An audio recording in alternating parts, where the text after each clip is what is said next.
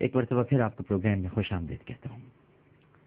ناظرین کرام، بیٹی نے کہا بابا جان، اچھا جن لوگوں نے اس وقت میں جوائن کیا ہے میں بتا دوں کہ میں حضرت مالک بن دینار رحمہ اللہ تعالی ان کی توبہ کا واقعہ بیان کر رہا ہوں، اور واقعہ مختصراً آپ کو سم اپ کر دوں یا اسے ریکیپ کہہ لیجیے کہ ایک سانپ ان کے پیچھے بھاگ رہا ہے، وہ خواب میں دیکھا ہے انہوں نے، بہت شرابی تھے، شراب پیتے تھے، ان کی بچی کا انتقال ہو گیا اور وہ سانپ سے بچنے کی کوشش کر رہے ہیں۔ ضعیف آدمی بھی ان کو ملا، اس سے مدد کی درخواست کی، لیکن اس نے کہا میں قوی نہیں ہوں، سانپ بہت طاقتور ہے۔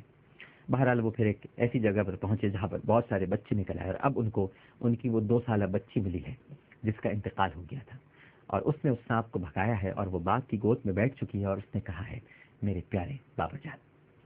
اور پھر سورہ حدید کی 16ویں آیت اس نے تلاوت کی۔ کیا ایمان والوں، اب آپ اس میں اللہ سبحانہ و تعالیٰ کا انداز کلام دیکھیں، یعنی جو گناہوں میں مبتلا رہتے ہیں ان کو مخاطب کر کے کس طرح سے پروردگار اپنے پیارے بندوں سے مخاطب ہے۔ کیا ایمان والوں پر اس بات کا وقت ابھی تک نہیں آیا کہ ان کے دل اللہ کے ذکر کے واسطے اور اس حق بات کے واسطے جو ان پر نازل ہوئی ہے جھک جائے؟ اس کی یہ بات سن کر حضرت مالک بن دینار رحمہ اللہ تعالی ارشاد فرماتے ہیں کہ میں رونے لگا۔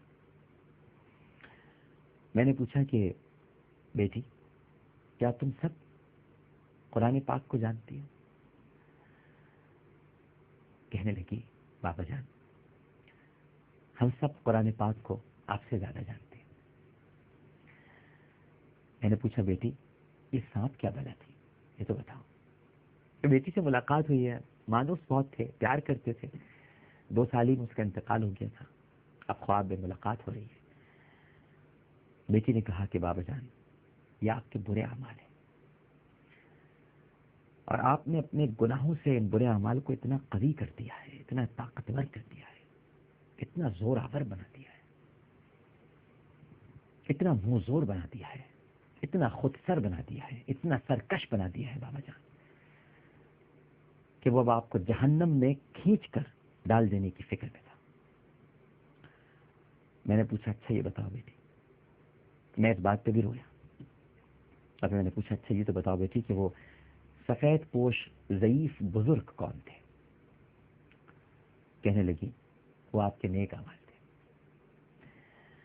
لیکن آپ نے ان کو اتنا ضعیف کر دیا بابا جان کہ وہ آپ کو بچا نہیں سکے، کمزور تھے وہ، آپ کے گناہ بہت طاقتور تھے، آپ کے نیک اعمال بہت کمزور تھے، بزرگ ہو گئے تھے، نہیں فنزار، ان سے چلا بھی نہیں جا رہا تھا، وہ آگے کیا بڑھ کر اسے پکڑتے، وہ تو اس کے آگے کوئی باندھ باندھنے کے بھی قابل نہیں تھے، کوئی روک کوئی ٹوک اس سانپ کے آگے وہ نہیں کر سکتے تھے۔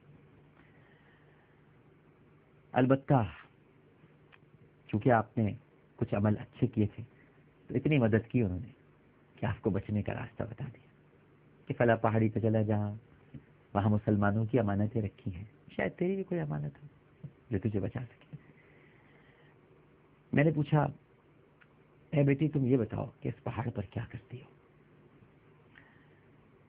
بچی نے کہا کہ بابا جان ہم سب مسلمان بچے ہیں اور قیامت تک ہم اسی پہاڑ پر رہیں گے، ہم آپ کے یہاں آنے کے منتظر ہیں، جب آپ سب لوگ یہاں پر آ جائیں گے تو ہم آپ کی سفارش کریں گے۔ حضرت مالک بن دینار کہتے ہیں جیسے ہی میری بیٹی نے یہ کہا کہ ہم آپ کی سفارش کریں گے اور وہ یہ کہہ کر مسکرائی، بس عین اسی وقت میری آنکھ کھل گئی، میری آنکھ کھل گئی۔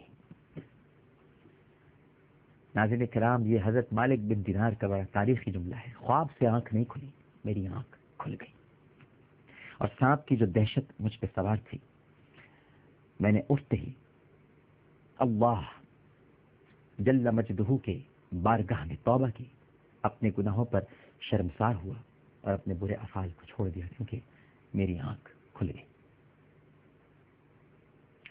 ناظرین کرام اگر ہماری آنکھیں ابھی تک نہیں کھلی ہیں مند ہیں.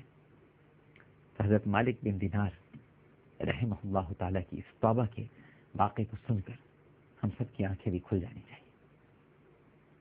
ہم سب بھی خواب غفلت میں ہیں، لیکن ہمیں ابھی تک خواب میں اپنا اژدہا نظر نہیں آیا. ہم سب کا بھی ایک اژدہا ہے، کسی کا قوی، کسی کا ضعیف، کسی کا طاقتور، کسی کا بھی کمزور.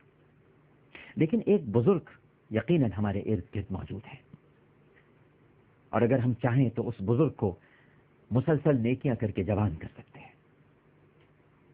اژدہے کو طاقتور کرنے سے کہیں زیادہ بہتر ہے کہ ہم اپنے بزرگ کو جوان کر دیں، انہیں توانا کر دیں، ان میں طاقت لے آئیں تاکہ وہ اژدہے کو ہماری طرف بڑھ نہیں نہ دیں. اللہ تعالی ہم سب کو توفیق عطا فرمائے توبہ کرنے کی اور پروردگار کی بارگاہ میں جھکنے کی، اور اپنے گناہوں پر، اپنی معصیت پر، اپنی سیاہکاریوں پر اظہار ندامت کرنے کی. پروگرام پیش کرتے ہوئے اگر مجھ سے کوئی غلطی، کوئی سہو، تو اپنے رب کے حضور معافی کا خواستگار، توبہ کا طلبگار ہوں. اور میری کسی بات سے اگر آپ کا بھی دل دکھا ہو یا آپ کی طبیعت پر گرہ گزری ہو تو آپ سے بھی بہت معافی چاہتا ہوں.